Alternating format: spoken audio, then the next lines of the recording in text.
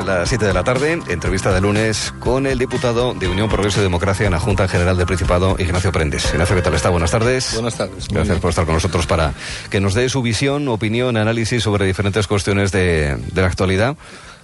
¿Se fía algo ya de Javier Fernández después de la reunión del viernes sobre presupuestos o no? Porque últimamente no se fía nada usted. No, la verdad es que nos ofrece poca confianza al gobierno de Asturias, muy poca, ¿no? Después de cómo rompieron el pacto de legislatura que teníamos con ellos por, retractarse el acuerdo que teníamos en torno a la ley electoral, la verdad es que confianza tenemos poca, ¿no? Nosotros ya en las palabras creemos poco y en lo que confiamos exclusivamente son los hechos palpables y tangibles. Las palabras ya han perdido bastante valor en relación con este gobierno. Han tenido 3 días para analizar, estudiar con un poco más de detalle lo que les contaron en la reunión del pasado viernes por la tarde. ¿Qué conclusiones ha extraído, 3 días después de ese primer encuentro y teniendo otro mañana? Bueno, la conclusión que saco es que 3 días después seguimos prácticamente en el punto de partida, en el punto de inicio. Y me preocupaba el viernes, se lo puse de manifiesto al presidente, me preocupaba la lentitud con la que el gobierno se está tomando todo este proceso. Somos una excepción, una auténtica isla, es Asturias, en el conjunto del país, donde todos los presupuestos del 2014 se están tramitando ya en el Parlamento. Aquí somos una excepción y me preocupa esa lentitud. Ese es el análisis fundamental que hago. Luego lo demás, evidentemente, pues tenemos alguna cuestión en relación con la ejecución presupuestaria del 2013, de los datos que se nos pasaron. Quiero decir que el dato de ingresos todavía no está actualizado al 30 de octubre.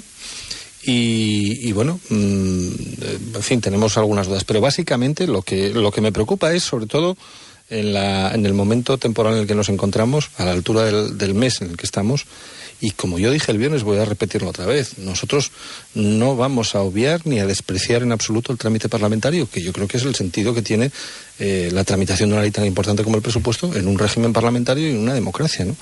Que hasta ahora eso no sea lo habitual en esta región. Bueno, yo creo que en esta comunidad hay muchas cosas, en Asturias hay muchas cosas, muchas costumbres adquiridas que hay que ir cambiando y a lo mejor esa es una de ellas, ¿no? Hoy el presidente ha dicho que estará negociando, si es necesario, hasta el último momento. Yo he visto aprobar presupuestos los días 30 o 31 de diciembre. Bueno, pero lo primero que tenemos que saber es qué es lo que se nos pide que aprobemos. Eso es lo primero, saber qué quieren que aprobemos, ¿no? Porque nosotros nunca nos vamos a negar a hablar o a negociar. Somos un partido, siempre lo he dicho, que tenemos vocación institucional, de participar en las instituciones, desde ahí provocar cambios. Y por lo tanto un partido que tiene esa visión no puede negarse a hablar. Pero lo que queremos, ya vuelvo a decir, son menos apelaciones al diálogo, al consenso, menos palabras vacías. Hasta ahora lo que hemos encontrado son muchas palabras vacías y más cuestiones tangibles, ¿no? En el acuerdo de legislatura aparecían algunas cuestiones que son, digamos, presupuestables. Permítame ese concepto, porque, por ejemplo, hablan de una ley autonómica de reordenación del mapa local asturiano, hablan de una ley autonómica de acceso a la administración electrónica, incentivos fiscales, sobre todo orientados a la creación de nuevas empresas, los autónomos, un aspecto en el que usted ha puesto mucho hincapié. ¿Será en eso en lo que insistirán más y en lo que probablemente haya más problemas con el PSOE o no?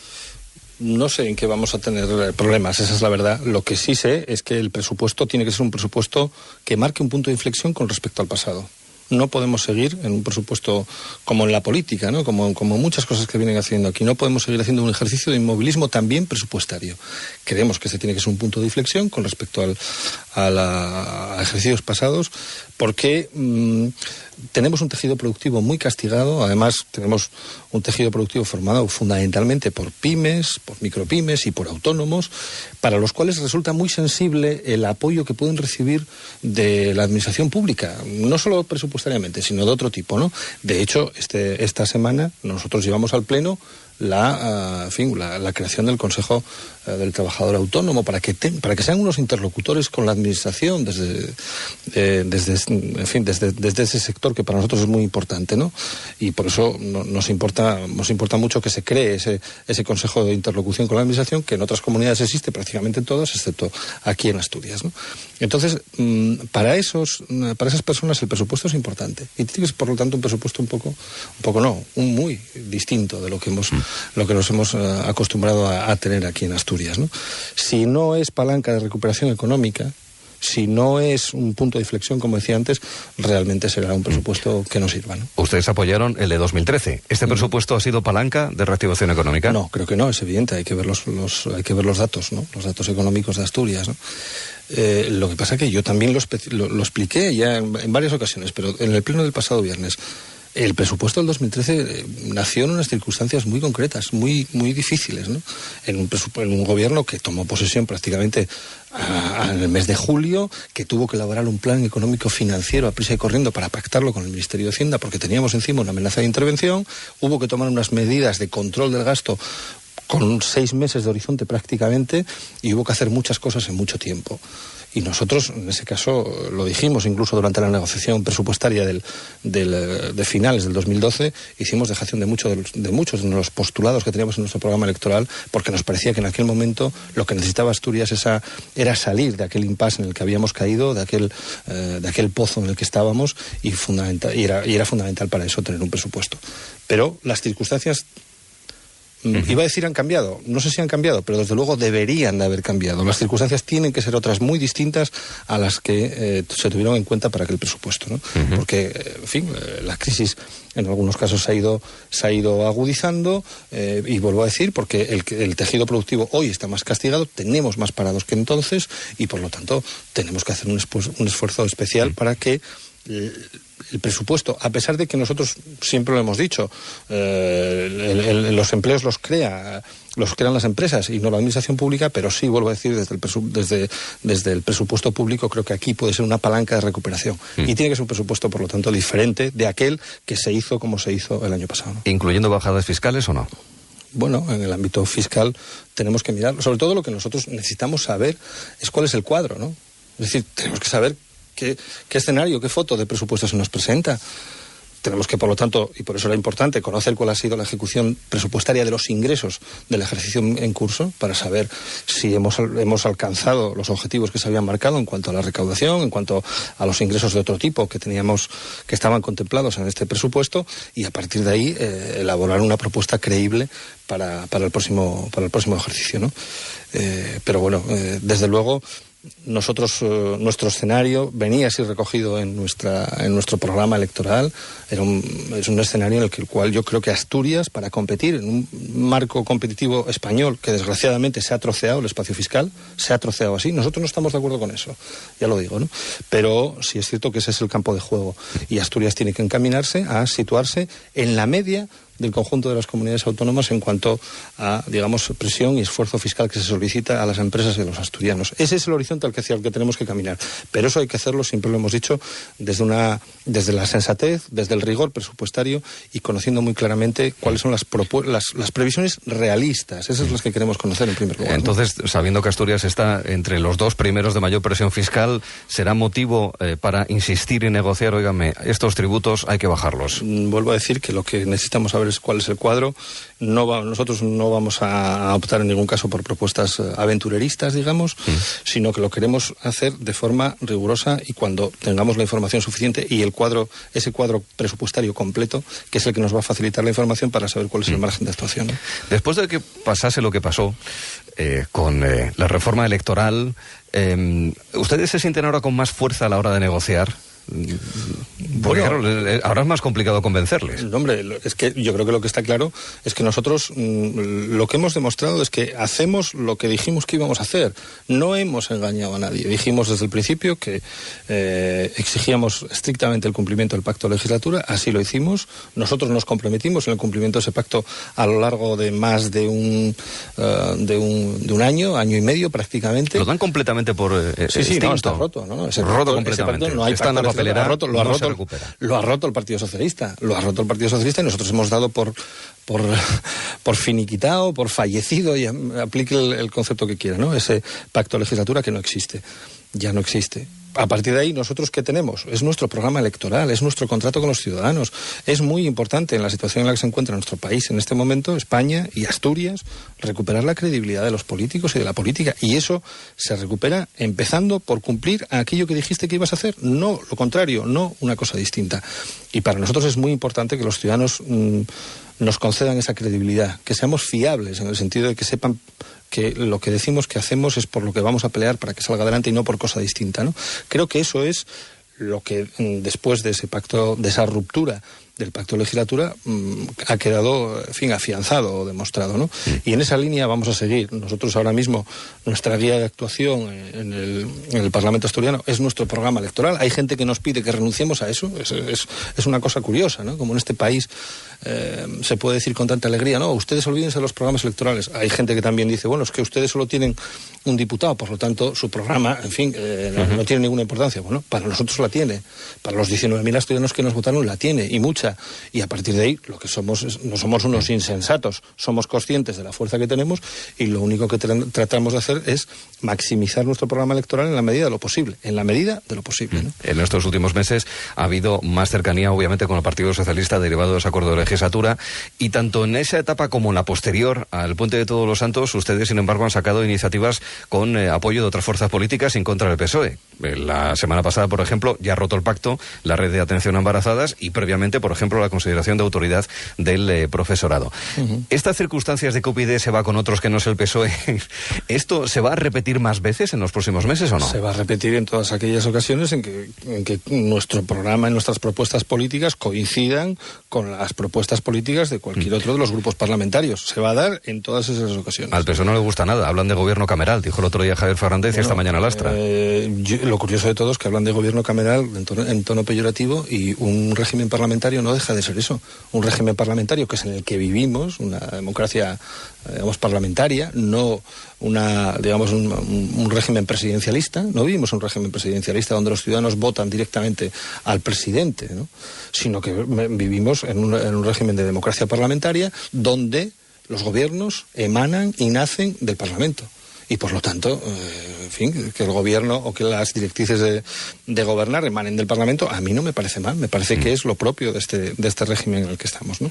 Otra cosa es que no hay que confundir los planos de lo que le corresponde hacer el Ejecutivo y lo que le corresponde hacer el Parlamento.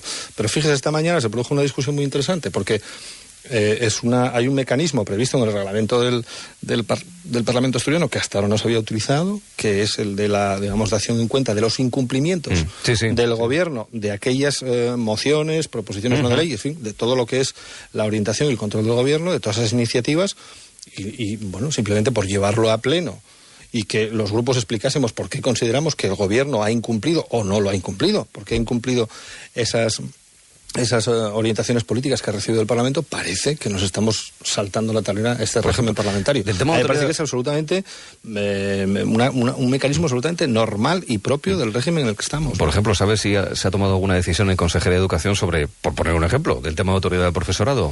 No, hay muchas cosas que desconocemos. Nosotros tenemos una serie de iniciativas que planteamos en el Parlamento en su momento, que salieron aprobadas y que no conocemos su cumplimiento. De hecho, hemos citado al consejero de Economía por una serie de iniciativas que en una comisión de Economía de la semana pasada o de la anterior ni siquiera nos habían remitido en el tiempo hábil oportuno, nos habían remitido la información sobre si se han cumplido o no. En materia de educación hay muchas que desconocemos absolutamente la situación, ¿no? Entonces, ¿le va a parecer más fiable ahora a Foro y PP, que parece que tienen contactos discretos? No creemos en las palabras, lo he dicho, no creemos en las palabras de estos partidos viejos que nos han demostrado que no son fiables. Y cuando hablo de partidos viejos, incluyo al Partido Popular, y Foro Asturias no es quizá viejo en cuanto a partido, pero que sí tiene, digamos, modos y maneras muchas veces de esos partidos, ¿no? Creemos en los hechos. Creemos en los hechos, y hay mucha verborrea, hay mucho doble lenguaje, muchas palabras vacías. Ya no creemos en las palabras vacías, creemos en los hechos. Si ellos son capaces de alcanzar un acuerdo y presentar un programa de estabilidad y de gobierno para Asturias, pues que adelante, que lo hagan y que lo presenten, y entonces hablaremos. Vista esa incredulidad, ¿estaría dispuesto incluso a no apoyar un presupuesto y si hay prórroga, pues que haya prórroga? Hombre, es evidente que yo no tengo ningún cheque en blanco extendido a nadie de que tengo que aprobar ningún presupuesto que se presente, ¿no? Las posibilidades están ahí, están abiertas, y en función de lo que se nos presente, si lo podemos aceptar bien, y si no, pues no. O sea, yo creo que la responsabilidad en política, y sobre todo en un sitio también como Asturias, es saber decir que sí cuando toca decirse que sí, pero también saber decir que no. Y hay que decir que no. con todas las consecuencias que ello suponga. Y bueno, nosotros hemos sabido decir que sí cuando tocaba decir que sí, y desde luego que nadie dude que diremos no cuando consideremos que no es lo que corresponde a los intereses de Asturias y los asturianos, sin ninguna limitación y con toda la libertad que nos da el hecho de ser personas que lo único que tenemos, ya digo, es ese compromiso con nuestros votantes, con los ciudadanos y con la claridad de que sepan que lo que nos va a guiar en nuestra actuación es nuestro programa electoral, ninguna otra cuestión. Leyendo su programa electoral hablan también de la reordenación del sector público. ¿Esta reordenación en concreto, con estas 3 leyes y que todavía está inconclusa, le parece la adecuada o hay que hacer más? Es manifiestamente insuficiente, lo hemos dicho, lo dijimos incluso cuando aprobamos la primera ley del sector público. Dijimos que llegaba tarde, que nos parecía que seguíamos sin hacer los esfuerzos y los ajustes en la estructura administrativa y paraadministrativa de todos esos entes y organismos que giran en torno a la administración pública. No se había hecho el esfuerzo suficiente, creíamos que ahí había márgenes. Y bueno, y yo creo que el tiempo nos ha venido a dar la razón, porque el compromiso era de que la segunda ley del sector público entrase en el primer semestre. Estamos a finales del ejercicio y no ha entrado todavía en la Cámara. Parece ser que el Gobierno ya lo ha aprobado, pero creo que no ha entrado en la Cámara. Y además, bueno, creo que lo que se ha anunciado como contenido de esa segunda ley del sector público es, un contenido muy limitado, muy reducido, ¿no? Creo que todavía hay márgenes, se pueden hacer esfuerzos en lo que es la estructura de la administración, que pueda liberar recursos que se puedan destinar a gasto productivo y que se pueda destinar a servicios públicos, que yo creo que eso es lo que esencialmente necesitamos ahora, ¿no? Más temas. La sentencia de los fondos mineros, la exclusión de los 24 convenios, la posibilidad de recurso por parte del Gobierno central. ¿A usted qué le parece? ¿Hay que presentar ese recurso? ¿Es una decisión técnica o política? Bueno, yo creo que, vamos a ver, para nosotros lo que son los recursos ante los tribunales de justicia tienen que ser decisiones técnicas, es decir, decisiones jurídicas. Aquí hubo una decisión política que fue acabar con los fondos mineros, suprimir de raíz los fondos mineros, fue prácticamente la primera decisión que toma el gobierno de Mariano Rajoy, y eso políticamente es absolutamente negativo para Asturias, y nosotros lo denunciamos y lo combatimos en la medida de nuestras posibilidades políticamente. A partir de ahí, esa es una resolución administrativa que puede ser combatida jurídicamente, como se ha hecho, y bienvenido sea ese combate jurídico, esa batalla jurídica. Se va ganando, en principio, aunque también quiero decir que si, en honor a la verdad y una vez analizada la sentencia, hay que rebajar un poco las expectativas. Que mirar uno a uno. Sí, porque lo que viene a decir la sentencia es que se analice convenio a convenio y que se vea en qué situación se encuentra y qué cantidad sería la que ya estaba comprometida por el gobierno y se deba de pagar. Pero en ningún caso dice, ni concreta, que se deban entregar a Asturias esos 213, sí. Dice hasta 213. Hasta, pero no dice la cuantía concreta, lo deriva hacia ejecución de sentencia. Muchas veces las ejecuciones de sentencias son casi tan importantes como las sentencias mismas. Y yo creo que este es un caso. Por lo tanto, yo creo que, más allá de la utilización política que se quiere hacer de los fallos judiciales, bueno, legítima, pero que no deja de ser eso de utilización política, yo creo que el realismo impone una cierta prudencia en cuanto a esta cuestión. Para nosotros, en fin, que vengan esos fondos sería importante para Asturias, no rebajamos la importancia de eso, porque a Asturias y a las comarcas mineras les queda muy poco tiempo para desarrollar un nuevo modelo económico, un nuevo modelo productivo, y eso podría ser un aporte importante de fondos, ¿no? Aunque desgraciadamente lo que ha pasado en Asturias es que no nos ha faltado el dinero de fondos mineros a lo largo de casi 20 años y, sin embargo, los hemos malgastado. Ese es el drama de Asturias. Usted fue presidente de la Comisión de Investigación del caso Marea. En unas semanas empezarán las comparecencias de la Comisión de Investigación del Niemeyer. Se supone que tiene que haber responsabilidades políticas. En la Comisión Marea, responsabilidades políticas como tal, sí, se señaló a alguien, pero no hubo consecuencias. Bueno, ¿qué espera de la Niemeyer? Yo creo que sí hubo consecuencies. Yo creo que señalamos... por lo menos en términos de salida de personas con cargos públicos. Eso no estaba en la capacidad de la comisión el exigir eso, tal como están organizadas las comisiones de investigación en nuestro país, no solo en Asturias, en el conjunto de España, en nuestro ordenamiento jurídico no es posible. Pero yo creo que sí hubo consecuencias. Sí se señalaron responsables políticos, no solo uno, varios. Y sí se propusieron unas medidas que entendíamos eran necesarias para ganar en transparencia, para ganar en control, digamos, de los fondos públicos, y que están todavía por desarrollar, pero que yo espero que consigamos desarrollarlas y ponerlas en práctica, ¿no? Creo que ahí hay medidas muy importantes y vuelvo a decir, me parece importante que por primera vez en este país un parlamento haya sido capaz de señalar la responsabilidad política de cargos políticos. Algunos con responsabilidades actuales de este momento, con expresidentes de una comunidad autónoma. Creo que era la primera vez que sucedía en nuestro país. No rebajemos, por lo tanto, la importancia de ese valor. Que desgraciadamente la cultura de la responsabilidad política en nuestro país brilla absolutamente por su ausencia, y que tenemos una democracia parapetada detrás de los jueces, que si no hay una resolución y una sentencia judicial que ordena meter a alguien en la cárcel, aquí no hay consecuencias de ningún tipo. También lo es así. Pero yo creo que esta comisión fue un primer paso, y un primer paso importante que quedará ahí para el futuro. Respecto a la comisión del caso Niemeyer, nosotros vamos sin apriorismo ninguno. Sin apriorismo, vamos a, como hicimos en la comisión de investigación del caso Marea, ¿no? Vamos a ver qué surge de ahí, con toda la amplitud de trabajo que una comisión de investigación debe desarrollar en el Parlamento, y a partir de los trabajos, de la documentación y de las comparecencias, veremos a ver las conclusiones. Pero yo no anticipo, no lo hice en el caso Marea y no lo voy a hacer ahora. No anticipo si hay responsabilidades políticas o no, y en su caso de quién. Eso tiene que surgir del propio trabajo de la comisión, ¿no? Y la última sobre encuestas de intención de voto. 1 año y medio que queda, calma y tranquilidad, pero bueno, no está mal el sondear de vez en cuando qué opina la ciudadanía. Su partido está, además, usted, Ignacio Prendes, en la cúpula directiva de UPyD. Hace unos días estuvo con el rey don Juan Carlos, después de que Rosa Díez fuese elegida responsable de la organización a nivel nacional, en el ámbito nacional. Bueno, hoy La Razón dice que en esa encuesta de intención de voto que usted se queda en 1.